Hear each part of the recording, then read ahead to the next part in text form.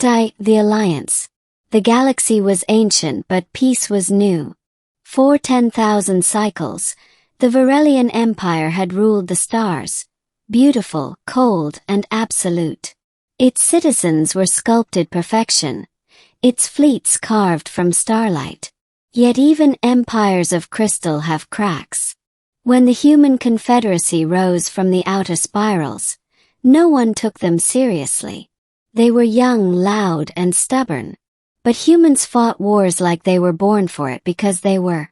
Within 2 centuries, they had seized 3 sectors and refused to kneel.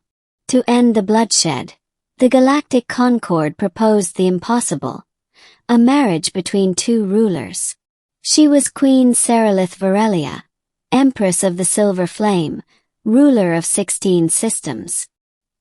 He was King Aidan Rian, warforged sovereign of Earth and its colonies. The union would bind empires and seal peace. At least that was the plan.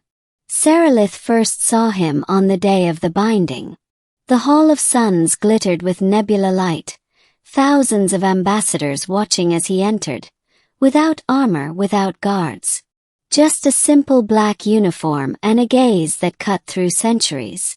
Humans were supposed to be fragile, but Aidan moved like gravity itself followed him. When he bowed, the Varelian ministers murmured. He wasn't beautiful in the alien way, too rough, too mortal, but there was something alive in him, something that made even the stars seem to breathe. "Your Majesty," he said, voice deep, calm, utterly fearless. "Let us end our father's wars." Their hands met over the bondstone, a relic that glowed silver for truth, crimson for deceit. This time it flared white. The court gasped. White was a color not seen in living memory, sign of power unknown to the Varelian genome.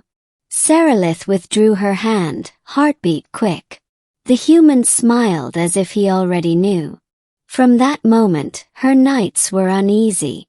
She dreamed of a man standing before suns that bowed to him. Of a crown forged not of metal, but light. Aidan was not like other kings.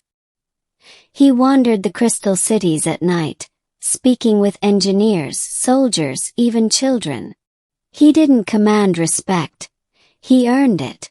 And when Seralith questioned his ways, he only said, "Your empire was built to last. Mine was built to learn." Slowly, against every law of her people's pride, she began to admire him. But admiration was a dangerous thing because soon the galaxy would test it. The war. It began with fire. The pure-born coalition, old blood nobles who despised the human alliance, struck from the shadows. Whole colonies burned. Varelian warlords defected.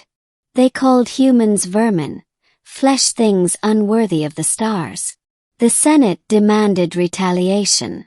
Aidan demanded restraint. "If we become them," he told Seralith, "then peace dies forever." She wanted to believe him. But when the pureborn unleashed a graviton storm on the capital, belief turned to rage. Luminous prime sky tore apart. Moons split, oceans rose into the void. The palace trembled as antimatter suns bloomed overhead. Seralith ordered the evacuation. Aidan refused to leave. He kissed her hand once, a soldier's farewell. "Hold the throne," he whispered. "Humanity will hold the line." Then he was gone, leading the Terran fleet into the storm. For 7 days, the Queen heard nothing but screams over the commnet. Human ships fought until they were only embers. The Varelian fleets, proud and pristine, hesitated, unwilling to die beside primitives. On the 8th day, the pureborn broadcast a message across all frequencies. "The human king is dead. His fleet is ash." The court fell silent. Ministers turned their eyes from her. Some whispered surrender. Seralith stood on the balcony, staring into the broken sky. She felt the bondstone on her wrist pulse once, faint like a heartbeat. Then a whisper filled her mind. "Do not mourn, my queen. Watch the dawn." The horizon brightened, not with sunrise but with light beyond light. A second sun rose over Lumerus Prime. Out of the graviton clouds came ships, human ships but changed. Their hulls glowed silver white, alive, bending reality as they moved. The void itself seemed to bow around them. Communications flared open. A voice rang across every channel, strong and calm. "This is Aiden of Earth. Humanity endures." Saralitha's breath caught. The impossible was speaking. The enemy fired first. Planet killers, gravity lances, radiation storms. None reached their mark. The new human fleet shimmered, absorbing the fury, and replied with beams of light that folded space itself. Entire armadas vanished without explosion, just silence. The pure-born empire that had reigned for millennia fell in an hour. And from the heart of that burning sky descended one ship, a leviathan of radiant metal. King Aiden walked out.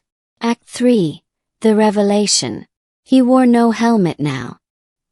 His eyes glowed faintly white, skin traced with lines of living light. Each step left ripples in the air. Saralith met him before the ruined citadel. Her voice shook. "You died." "No," he said. "We changed." He told her what humanity had hidden for centuries. Project Ascendancy. A fusion of mind and machine, spirit and quantum code. When humanity saw the death of stars, they didn't chase immortality. They chased evolution. They learned to merge soul with science, consciousness with cosmos. "We were the youngest race," Aiden said, "and youth adapts fastest. We are still human, Saralith. Just finished." He raised his hand.